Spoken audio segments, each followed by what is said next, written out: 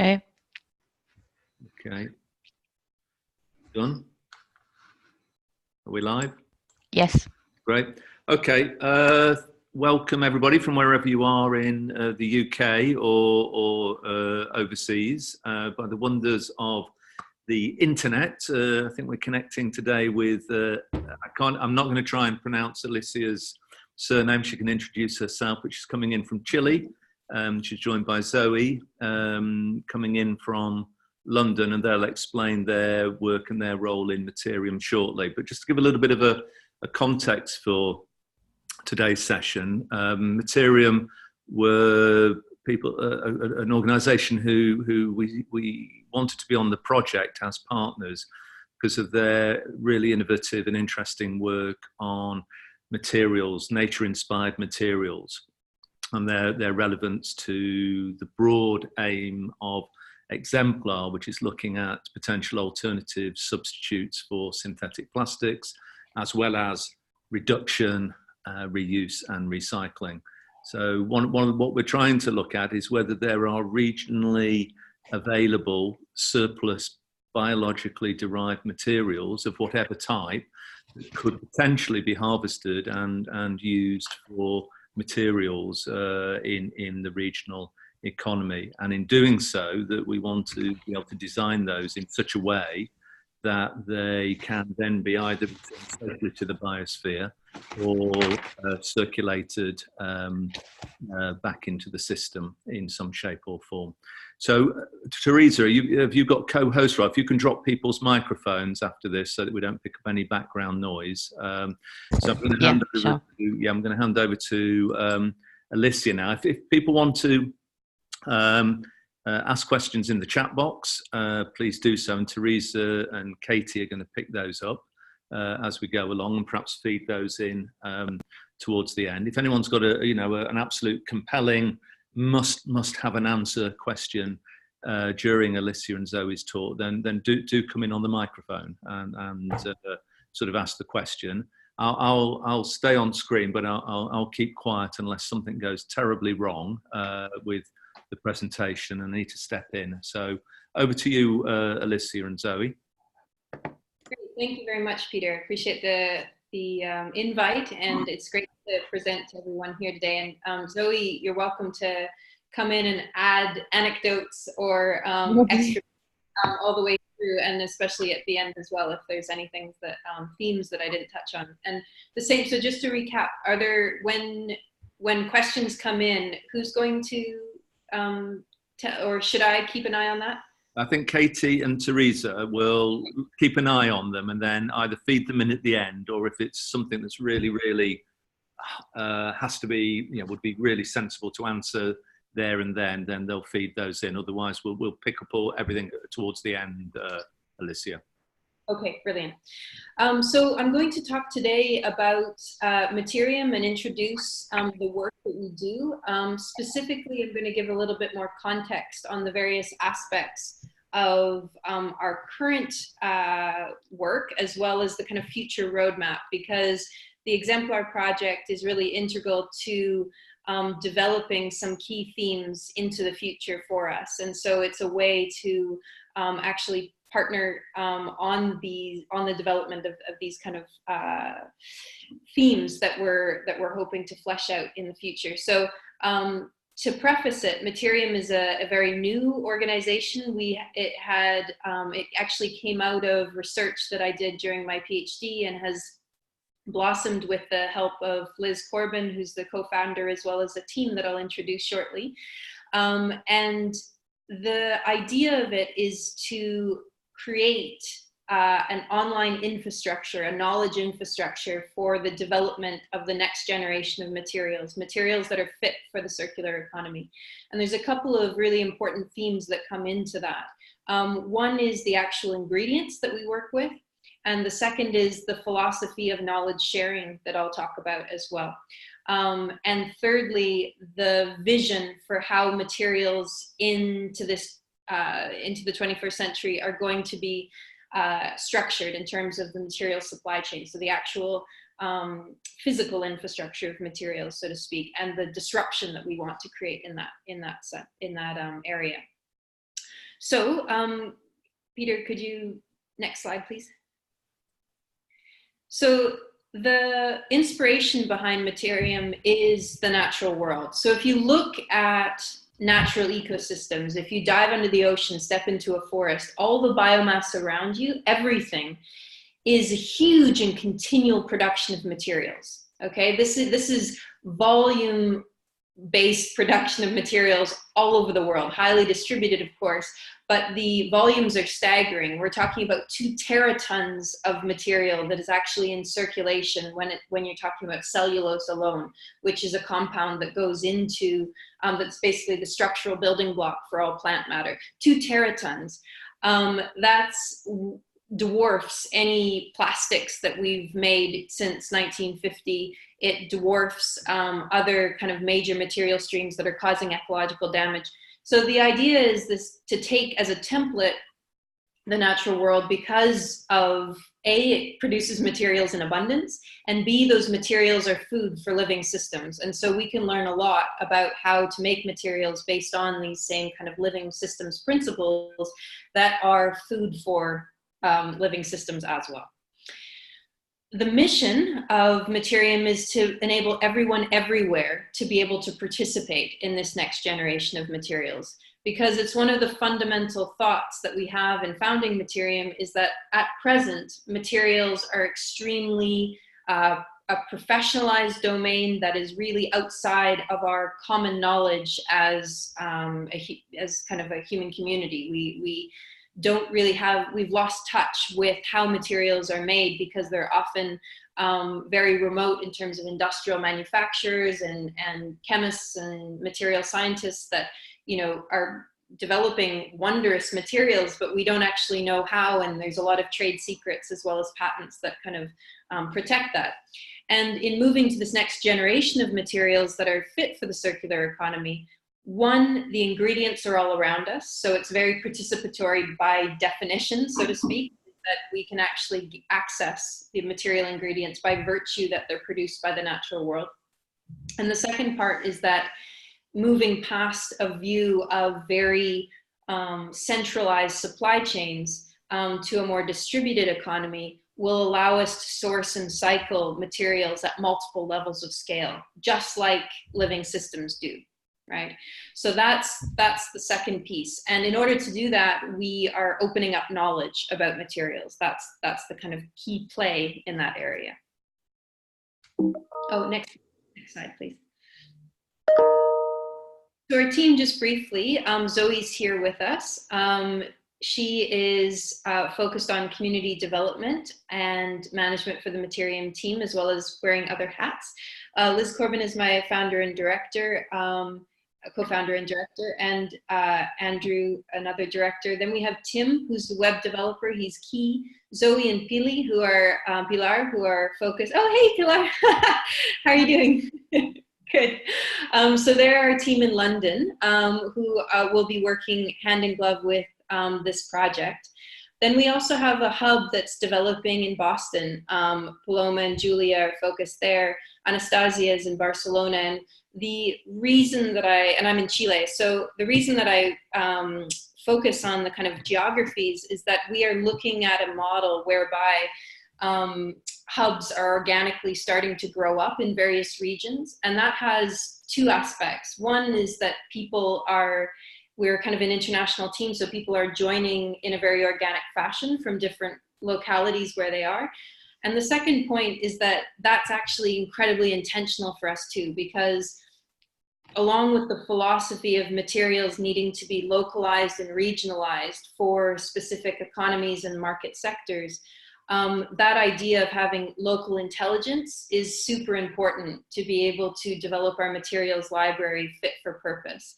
So although a lot of our recipes have a shared set of ingredients because of all these natural compounds are abundant in most places, they'll be regionally tailored to specific localities. So where certain levels of abundances from different types of species or different types of waste biomass, etc., that'll differ on a regional basis. And we want to have that local intelligence to be able to develop a materials palette fit for purpose for various regions.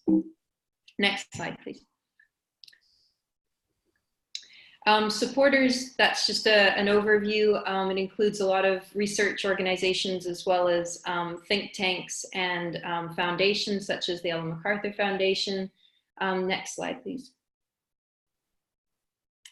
And our model is built on three main principles. One is a recipe library, and we call them recipes on purpose because in opening up knowledge about materials, we think the idea of, food and cooking is a very kind of common metaphor that is very accessible for people, whereas material formulations and stuff seems sort of remote. So the idea of recipes is really to break open the doors on how to make materials for people in various sectors and various types of knowledge bases. And on Materium, you'll actually be able to navigate and click on various materials and know how to make them. So it's a recipe library at its basic core. Open data, this is something that is currently planned for launch in 2019. So towards the end of this year and the beginning of next year, we'll be launching our database.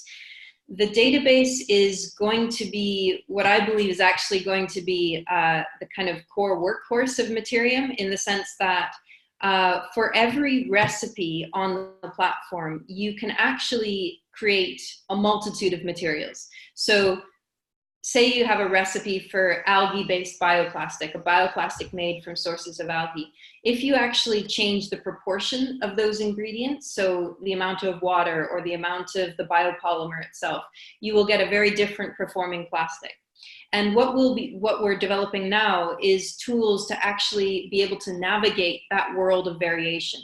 So you can take a simple set of ingredients, make a prototype, and then vary it according to the properties that you want. So say you want a plastic that's more or less rigid or more or less flexible, etc., or strong. You can actually be guided in that process with concrete data that will allow you to tailor that recipe for your purposes. And the data is intended to be highly distributed. So we're working with first a network of research labs that can actually contribute the first set of data. I'm working at my university and we have actually 60 variations on one recipe that will be contributing in the first instance of the database. Again, we're working with the algae bioplastic that I mentioned. But we are going to open up access through APIs to enable people in various research locations, but increasingly fab labs and maker spaces who can actually measure their materials that they're making and contribute valuable data.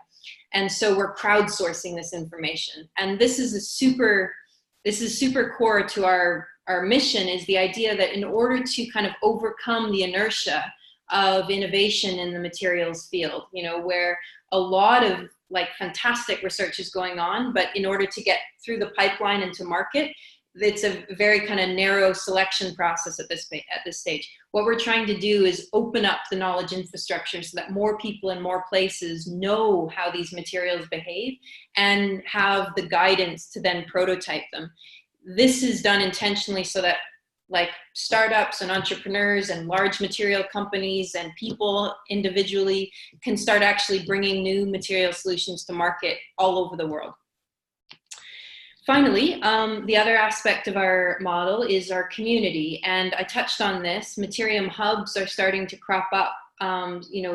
London, Santiago, Amsterdam, nascent with Liz being there, Barcelona. We're starting to develop a model whereby we have local intelligence about the material mix in the surroundings and then the market as well, to be able to have a library of materials that make sense and are fit for purpose within a specific regional economy.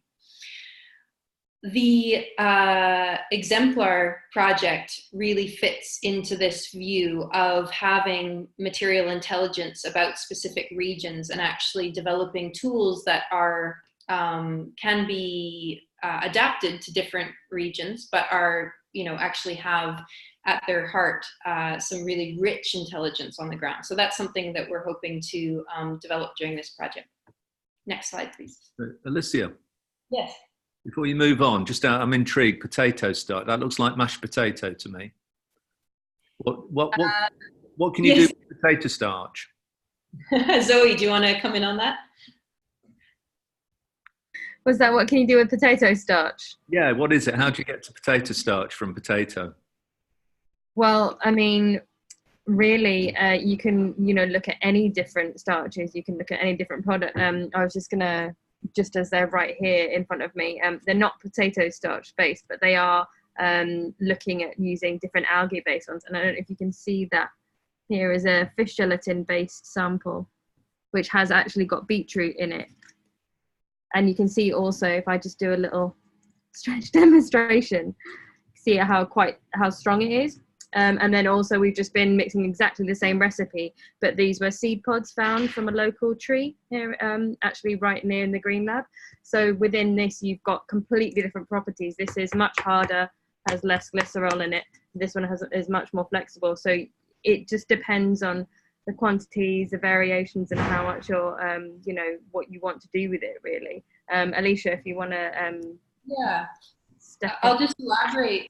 I'll elaborate on the potato starch thing. What we could do is there's various composites that are loaded onto the Materium site. What we could do is maybe during the question period afterwards, I could share my screen and just show the navigation of the site, because this is actually a screenshot from our website. So if you clicked on the potato starch ingredient, you would see the materials that are being made with it. Starch is a really good binder, so it's very useful as a composite making material. And I think there's a couple ones with sawdust, for example, that's actually the filler. So you can actually create panels that are, there's a local entrepreneur who did this in here in Santiago with starch and sawdust as a waste product. Okay, great. I didn't want to sort of divert you. Maybe we can pick up those opportunities when we talk about the hackathon. Sure, for sure. Okay. Yeah, no, there's a whole world of material tutorials we could share. There's so many. Should I go to the next slide then, Alicia? Yes, please. Okay. So just as a kind of overview of the current work, I won't go into this in detail, but the Reflow project we're working as a grant from the European Commission in concert with a lot of other partners on a project that is looking at circular cities in various European locations. We're looking at biomaterials within that mix, and specifically we're looking at food waste as one very important flow. So we'll be developing a lot of material prototypes in concert with local communities through this grant over the next 3 years. The ExeMPLaR project, of course, that's familiar to everybody on this call. Chilean research, we're looking at a lot of seaweed-based bioplastics. That's on the basis of Chile being incredibly an abundant source. If you imagine a very long, skinny country with a huge coastline, there's a lot of variation, different types of seaweed that can be harvested or grown. Arctic research, we have a grant at the moment ongoing that's up in the high Canadian Arctic above the Arctic Circle.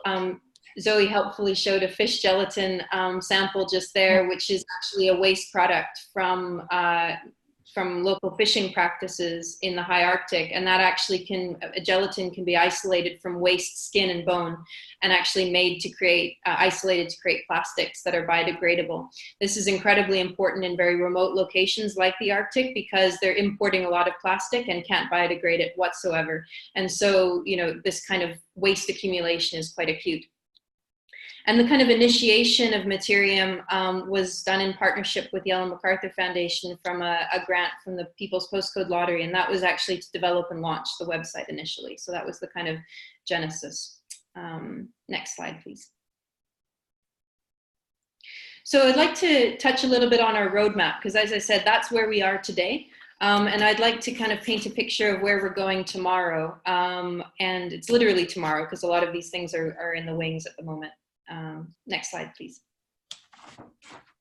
So first of all, the library growth, we're looking at developing a community that will upload a lot of recipes in an open source kind of way, right? So we're crowdsourcing our input into the recipe library. It's way bigger than our team. So if you actually look on Materium, each recipe you'll be able to see the author of.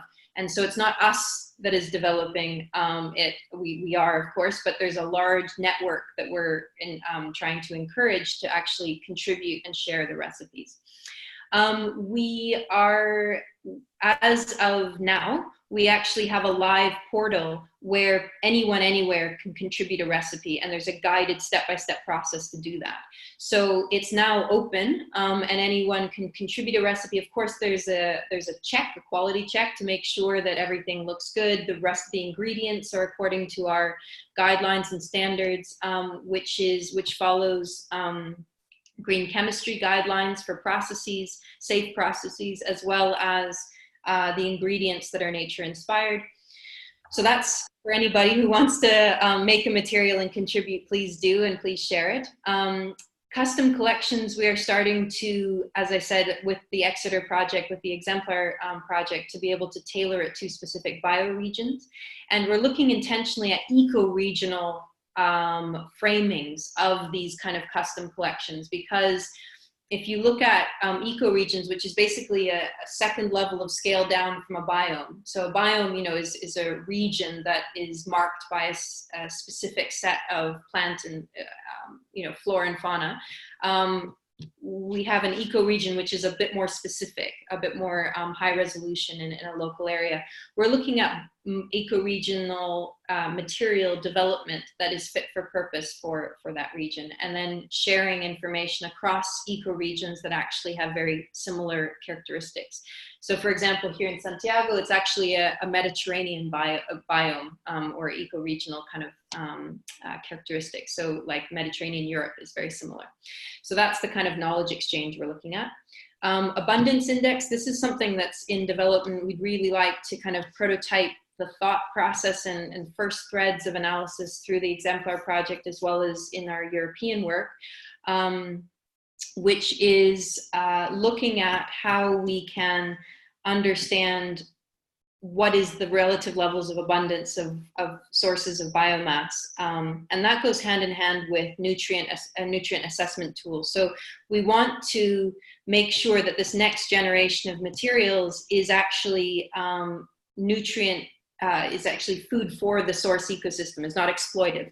So we don't want to go down the route where, you know, we shift from petroleum to, say, you know, algae and starch and various other types of biopolymers, and then we just overexploit the source ecosystems. What we want to do is understand how much can be sustainably harvested, what's the nutrient return that needs to go back into the source ecosystem to make sure that the resilience is kept intact and even enhanced. We want to do biodiversity assessments, whereby we want to make sure that the biodiversity of any kind of given area that we're developing materials from is actually enhanced rather than degraded. These kind of questions need to be at the heart of our approach. And that, you know, touches on research as well as like practical tool development. Next slide. Yeah. Hi, Katie here. I've just been checking on the group chat, and we've got a question from Olga Andrianova just on that point about your tool. It says, Alicia, you have mentioned the term tool. I am wondering if you use a particular definition for the term tool in the context of your project. Many thanks. So, good question. Yeah, thanks for the question. It's incredibly broad at the moment. So at the word tool. So at this stage, what we're looking at is it's a research enterprise at the moment. So what we're doing is trying to figure out what are the relevant variables, what are the best practices for measuring these, because a lot of, like, you know, say biomass indexing and biodiversity assessment and such has very robust and sophisticated ways of measuring it already within scientific community. So we're trying to figure out what are the best practices in the field. Then the next stage will be, how do we synthesize this information and make it useful to our community? So the vision of this kind of this theme of Materium is to provide a way of, if someone wanted to, say, supply a new market with biopolymers for algae plastics, how would they go about setting up a company or a distribution that is fit for a specific ecoregion, that actually enhances the resilience of the ecology that it's part of? How would they go about doing that? So that is the kind of future-proof thing that we want to develop, because you know, if this is going to be the way of the future, we need to be way more sophisticated in how we source materials. So in terms of making that a tool, eventually it would be something which would be actually useful for assessment on a kind of local basis. What that means, like whether it's like GIS mapping of various regions that would give you, say, abundance indexes, whether it's like gives you an assessment of the market, or, you know, there's a bunch of things that kind of go into it, and how that's synthesized into a tool is way too far in the future yet. We don't have the right information, but we hope that it'll be super useful as well, not just kind of a research enterprise.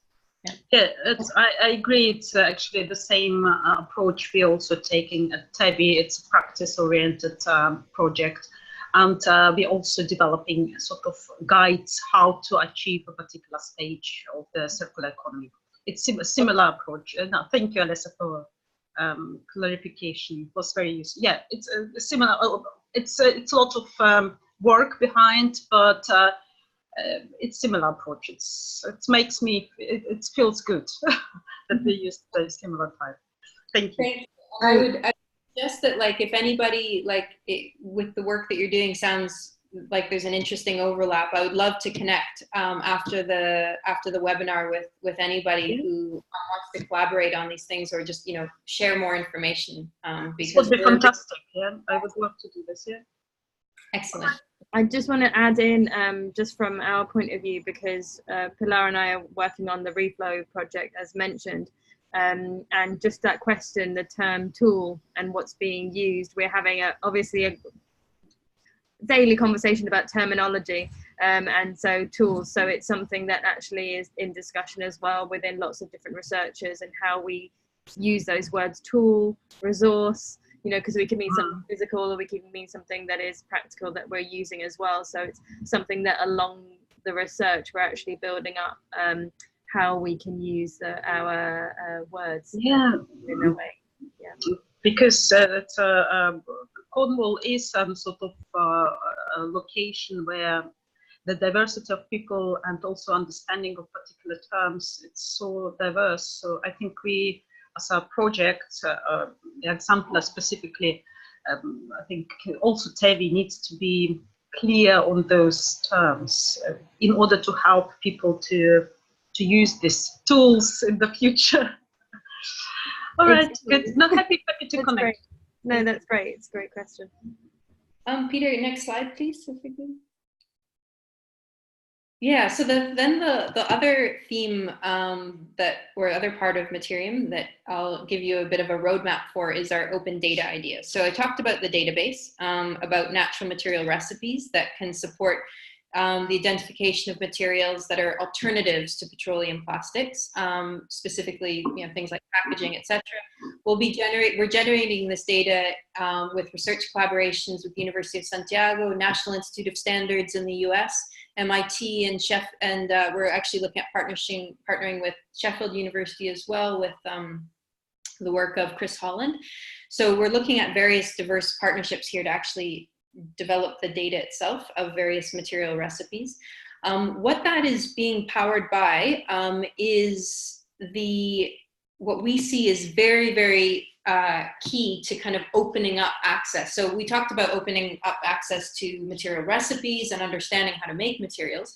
The other aspect that we're working on is how to measure materials and opening up access to this world, because it is incredibly locked down at the moment, for good reason, that like very few places really can measure materials in a very standardized and proficient way that has been certified, etc., according to really rigorous standards.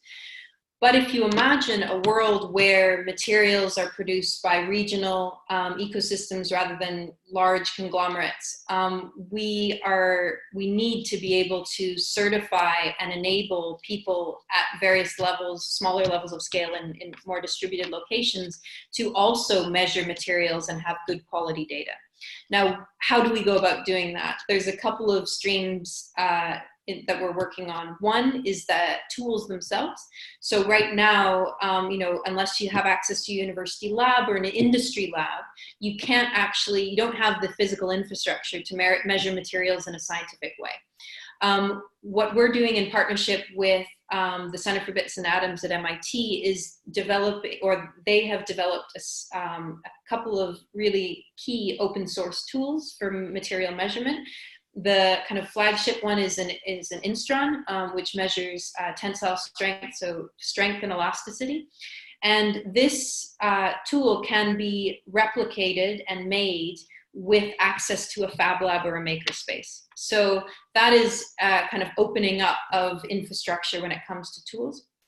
The second is kind of certification and data management, which is how we're trying to build our Materium database to be fit for purpose. And we're really interested in prototyping ways in which to certify that data using tools such as blockchain or kind of a distributed ledger system, etc. That is currently in the kind of ideation stage. But right now we're working a lot with the tools themselves. So we'll actually be in the London team with Pili and Zoe. We'll be working on, and Charlene as well, who's also on our team, will be developing, replicating the Instron that was developed at MIT. And we'll be replicating it here in Santiago. And the idea is to kind of make sure that the documentation is so good that anyone anywhere will want to build it as well and start data. So that the vision is when you make your materials, say you make a beautiful plastic in your lab, say in Bangladesh or something like this, and you say like, okay, I want to show how it performs and how you can show, you know, the way it measures up to industrial materials on the market. You know, you'll be able to, of course, hold it up to a camera and show somebody, but you'll be able to actually measure it properly with the scientific standards that exist and say, the tensile strength is 7.2, for example, and the elasticity is 5. That means that compared to materials on the market, it has the same, you know, performance standards along these levels. So you'll be able to actually have a conversation that, you know, pushes the ball forward when it comes to, you know, thinking about commercialization and commercial opportunities. So that low-cost measurement tools, that's the kind of, you know, first peg in the, or, you know, first step in that direction, because we hope to also develop a lot of tools that measure various other properties, not just mechanical properties, but thermal properties and biodegradability and stuff like this, that is currently done in a lab. And I'll just say one other thing is that we don't think that that means that research labs and industry labs are somehow like redundant or, you know, shouldn't be where measurement happens. It absolutely should be, because we need, you know, more controlled environments where everything is super standardized, so we can calibrate more local measurement labs accordingly. So we make sure that actually our tools are up to spec and the way that we're measuring is up to spec, etc. So we are working with a network of research labs very intentionally to make sure this distributed approach is actually, you know, sound when it comes to the data itself. And finally, this is again an ideation stage, but we want to develop more design tools that allow you know, people with material science backgrounds to actually understand what these various measures mean. So we're looking at communication tools, data visualization, this kind of thing, to be able to communicate material performance in a much more accessible way. Next stage, please. Oh, just before you move on there, Alicia, I've got a quick question for you from me. And as part of this suite of tests that you're developing, do you include ecotoxicology to test? I mean, I know they're based on natural materials, but just in case something happens in the process, is that part of that? Absolutely. That's why I was so excited for this project specifically, because it included measures such as ecotoxicology within the ambit of the program. It's something that we haven't developed protocols or done anything there yet, but in partnership with this project, that's why it's so exciting, is to be able to start including data. And I'll mention that the database that we're developing and the schema for inputting data is being built so that, say I develop an algae bioplastic recipe here in Chile, and I only have equipment to test mechanical properties.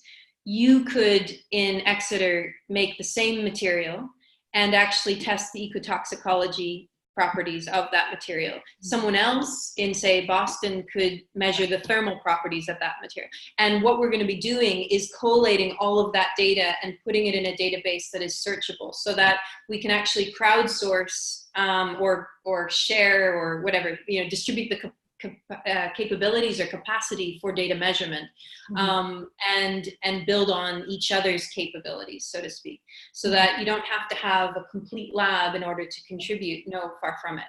You've got a real but virtual global laboratory. Exactly right. Exactly right. And that's why harnessing the kind of Fab Lab infrastructure in the kind of longer term is like, you know, would be incredible, because we're talking about thousands of labs that can actually come online and start to participate, in addition to the research community.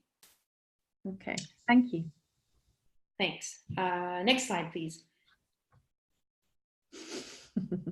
And finally, our themes about community as we're developing it in the future, the hub development I touched on. We're looking at European hubs springing up with the European Commission grant, the Horizon 2020 grant that we're part of.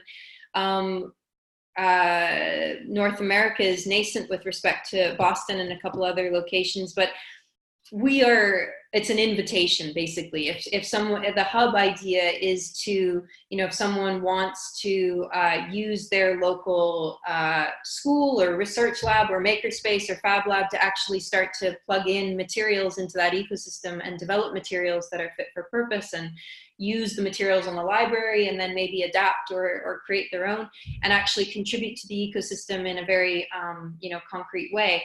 That would be wonderful. So anywhere in the world, we're open to, obviously, from a hub location.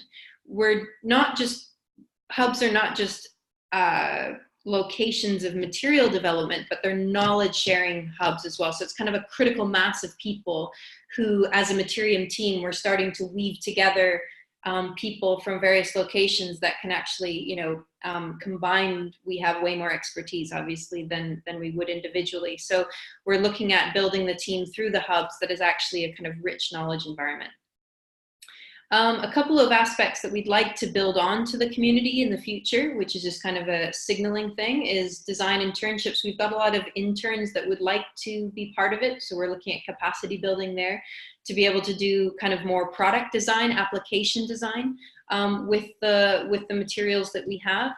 We are layering in now an aspect of the web platform whereby right now you can kind of go through a material recipe and then see who developed it. But what we'll be doing is allowing anyone with a profile on Materium who wants to develop an application, so something like a product or whatever, with any material on the platform, to be able for it to be linked to the actual recipe. So you'll be able to look at the recipe and then see, okay, maybe in like Thailand it was made into a plastic bag. In Japan, it was made into some form of packaging. Maybe location doesn't matter, but you can actually see the variety of applications, because what we want to avoid is one material, one application, because that's not true in the real world. So we want to make sure that it's kind of like expandable as a concept, and that gets portrayed by the community. And then finally, education. We're really keen to as well develop more workshop content, educational content that will enrich students' engagement with it, students at all levels, you know, like not just, we can even go into elementary schools, but certainly up to university levels where we're actually contributing things from research labs. So the kind of curriculum and pedagogy for that is something we're really interested in exploring because it's kind of core to the mission to opening up access as well. Next, please. I wanted to touch briefly on the kind of, maybe we can chat about this more in the questions. We're running short on time, I can see.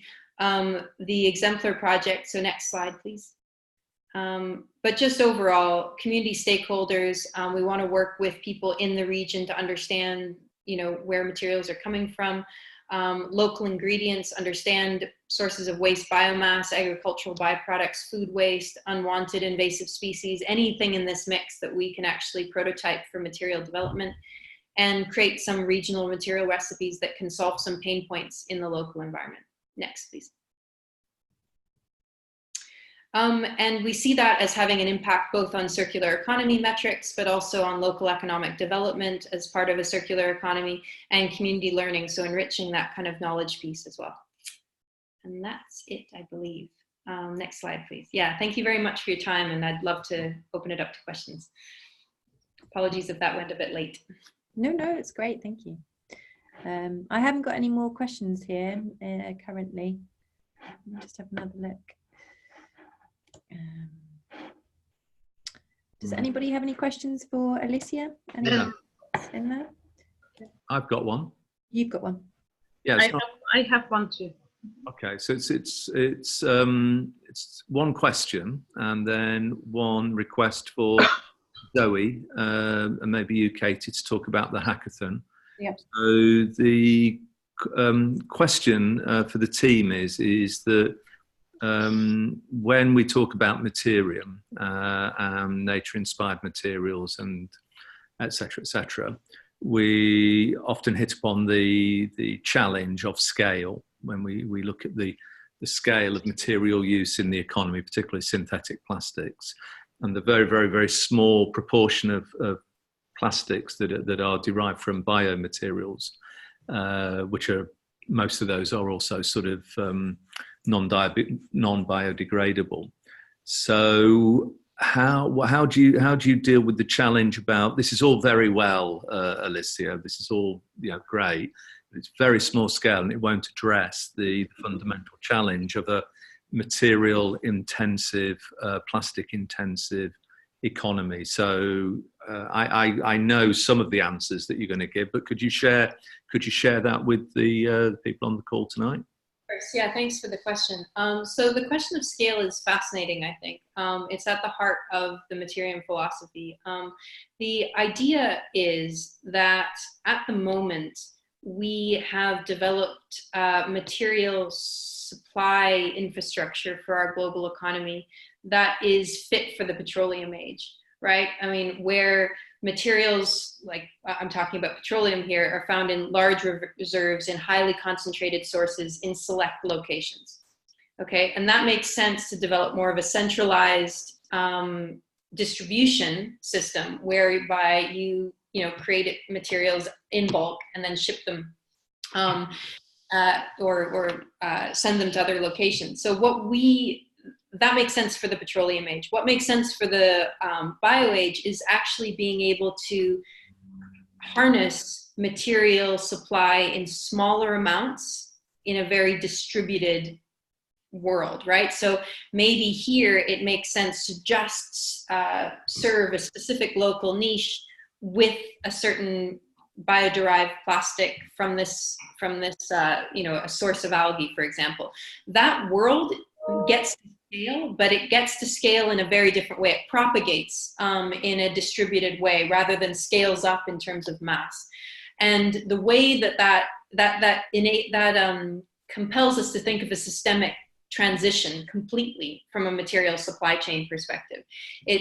It compels us to think about what kind of companies and what locations would actually get to market with this new set of materials. So I believe we can get to scale, but it's scale in a more distributed way rather than scale in terms of one location. And I emphasize that it's super important that we don't superimpose this set of recipes, this set of materials on the old petroleum supply chain model. Because if we do that, we risk overexploiting certain ecosystems radically, and that's incredibly problematic.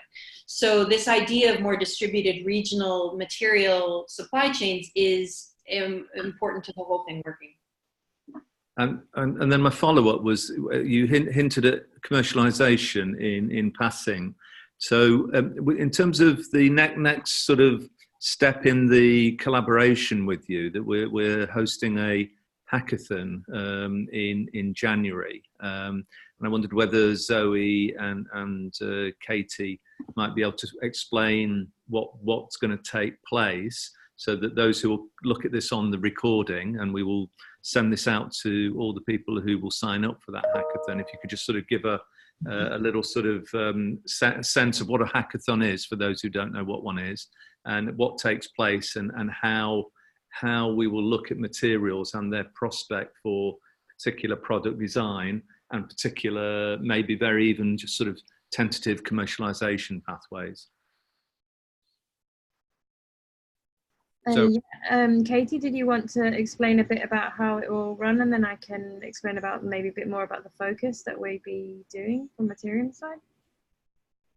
Are you there, Katie? Oh no, maybe she's gone. Please. Okay. She's frozen. Well, okay. No, not to worry. I can say something just if she's not there, but just say there will be a 2-day hackathon at Penryn at the end of January, featuring Materium to look at particular materials that might be relevant in the region with some of your recipes, to do some cooking and work them through with stakeholders. So that's the general plan. But Zoe, can you fill in? Yes, thank you. No, it's good to get a kind of overview before I go into a bit more detail. Really, we're going to be interested in finding out what people's issues are as well, what they're looking to change within their businesses, what they're focusing on, and kind of really to get an understanding of that. Also having a knowledge, and we've discussed what are the local resources and seeing how they can compare and can be integrated or even be changed within, say, current recipes that we've got to make bioplastics. We will be looking at things like biomimicry from design, but also to the system sense, and then actual kind of physically looking at design in terms of how we can, use some, whether it's a foldable technique or something else, which will be able to be integrated and combined with that prototyping phase. So it'll be prototyping in a way from an all-around level, but also, there was a precursor to that, just to get people to understand what the general materials can feel like, what the possibilities are, where they can go, where they won't go, what we're hoping to change in terms of the system, but we're not also trying to reinvent complete materials that are existing and that are useful will continue to be useful to us. So it will be a really nice 2-day event of everything. So we have a hackathon, and we do have the design sprint as well, which will be after that. Yeah. Great, thanks, Olga. I think. Oh yes, Olga did have a question. Did Katie come back, or did she? I don't think she's come back. I think she may have dropped out. Okay, Olga. Yeah, thank you, Peter. Yeah, just to follow up actually on the idea of hackathon to our needs, Alessa, and just to explain the background, I'm working on circular economy with the TEBI project, which helps the SMEs to also find out what waste materials they can recycle, but also use, reuse, and repurpose. So a huge demand is in Cornwall, like Peter suggested, actually how we can use materials and redesign materials, plastic materials, and redesign and use different type of more sustainable plastics, so sustainable material. My question is regarding design. We are dealing with a huge variety of SMEs. So the industry, so the major issue is in the textile industry, because these SMEs are looking for more sustainable packaging for their curtains or clothes or anything what we have to do with transporting things, but we would like actually to encourage them to use, or they would like actually to use more their packaging not once but several times. Unfortunately, they cannot use biodegradable material because it's not suitable for water. It's not waterproof. That's why we are keen actually to find a particular material or actually the designer who would like maybe to work with us and to create sort of not customers, but more